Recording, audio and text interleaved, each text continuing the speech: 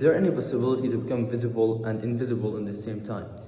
It sounds like I'm contradicting myself, right? Well, that's what we are going to know from Ralph Waldo's novel. A novel that captures two major themes. The first one is identity, the second one is race. Before moving on, let me introduce myself.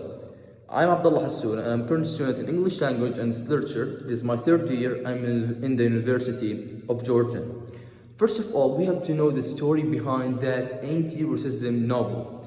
Invisible Man novel is a novel that published in 1952. It was Alien's only novel to be published during his lifetime. Of course, it's a postmodernist novel. Invisible Man is widely acknowledged as one of the greatest novels of American literature and a landmark in African American literature, winning the National Book Award for Fiction in 1953. The first novel by Black author to receive that honor. Going back to the story of the novel, the story reflects an African American student that was gifted and was good in speeches, so they gave him a scholarship to the University of Black People after high school. At that point, the racism began with this strong African American, a person of dignity that never shut up his mouth about the rights that should be given to him. In a way that he says, I will tell my story even though you didn't want to see me, despite I recognize as invisible. Sorry. Now, let's discover the first quotation from of the novel, who remains nameless throughout the text, describe his state of invisibility. However, this invisibility is not literal but metaphoric. He is not physically unseen, but socially ignored. Ellison's protagonist used the metaphor of invisibility to describe the social and psychological issue he faced as an African American man. Despite his physical presence, he is not recognized or acknowledged by the dominant culture around him, the whites. This is not due to some supernatural power, but rather the result of systemic races and inability or unwillingness of others to see him as a full and complex individual.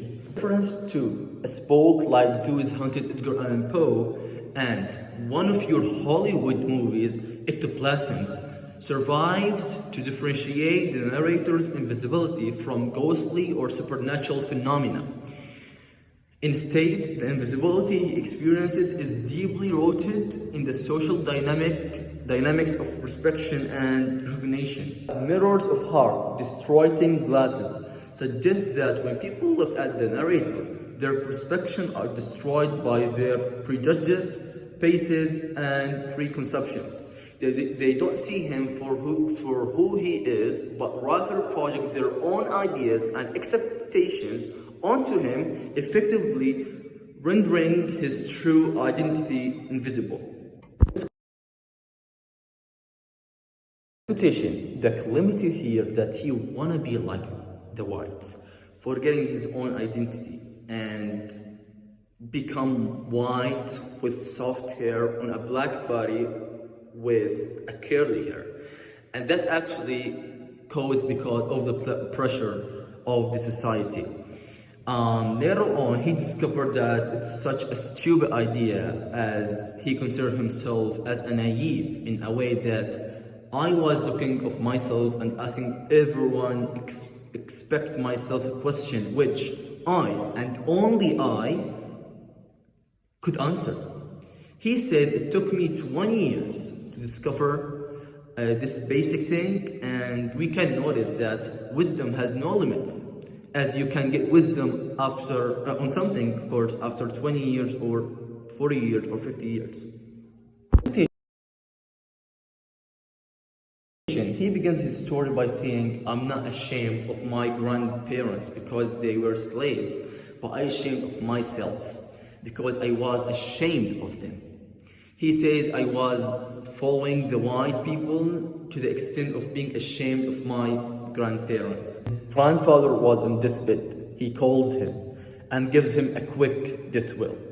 The war he refers to is the ongoing battle for racial equality and the struggle to maintain one's identity and integrity to a society that is oppressive to black people.